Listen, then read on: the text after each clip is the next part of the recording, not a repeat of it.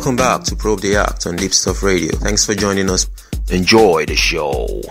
Enjoy the show. Enjoy the show. Welcome back to Probe the Act on Deepstuff Radio with Emmy Hikins and a lovely singer, songwriter and musician from the band Silver Beats, all the way in Australia, Tasmania in Australia, and it's called Farnz Cordeaux. So, how do you explain your music to someone who's never heard you sing before?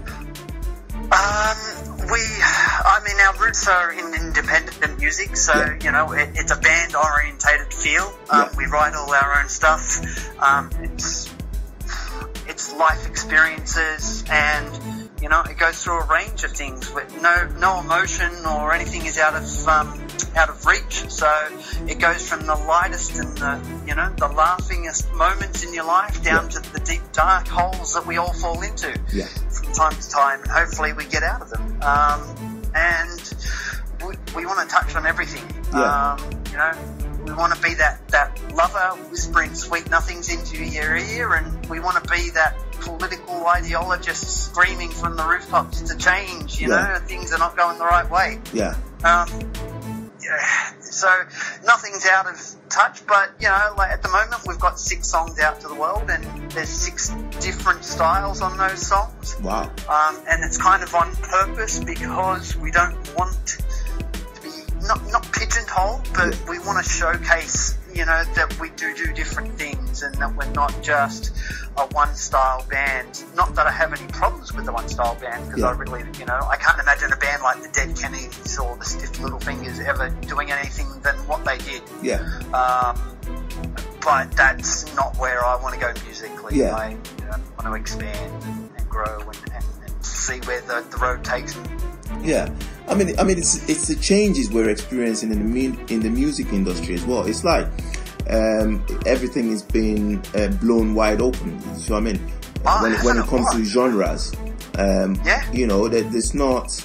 I mean, before this time, years ago, we used to have just a few genres. It was either pop or reggae or this. But now you got electronic, you got this, you got that, you got progressive music. And you can't kill anything off, because you sit back and classical music is still as popular as a class of music as it has been for 400 years. I know, I mean, nothing dies away. It just, the popularity of some things grow, and then they go back, and then they come back into fashion again at some point. I mean, it's amazing. I love it. I love the way music is going. I just love it.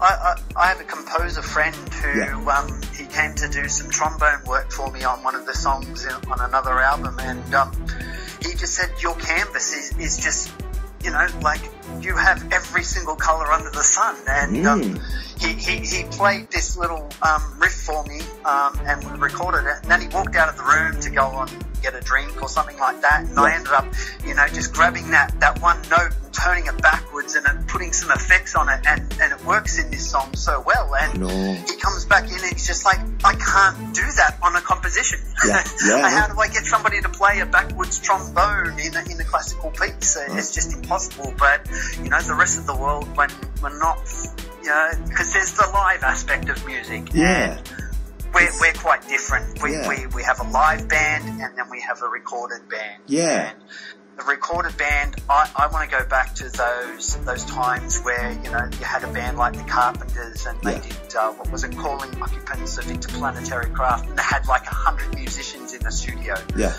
It's almost impossible to do these days because the cost would be incredible. That's true. Like they didn't limit themselves. They thought, right, I'm not going to be able to do this on a live stage, but on the recording, I can do that. And so I've got friends that all play different instruments. So I've got flautists and cellists and violinists to come in and just do little pieces for songs where those instruments fit.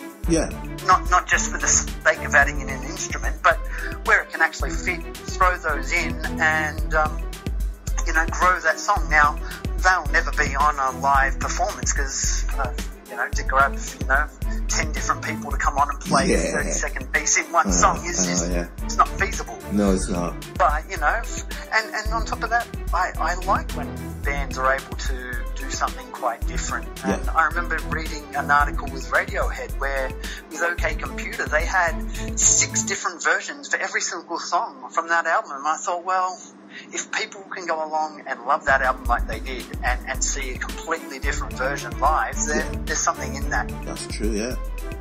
It's true, yeah. I mean, it's the computer age as well, where you can, you know, do beats on the computer and stuff, and you know, people just experiment and come out with wonderful stuff, you know. And one of the friends I work with, he loves that. It's the journey for him. You start off somewhere and you just go on the journey, and then at the end, he doesn't even release stuff anymore. He just kind of puts it off to the side and goes on the next journey. Yeah. So. Must be amazing for him, you know. Must give him a I can imagine, yeah. So we're gonna take another short break now. Please don't go away. You're listening to Probe the Act on Deepstuff Radio with Emmy Hikins and a lovely singer and a songwriter all the way from Australia, Tasmania in Australia, Farnz Cordeaux, and he is of the band Silver Beets. Please don't go away. We'll be back shortly.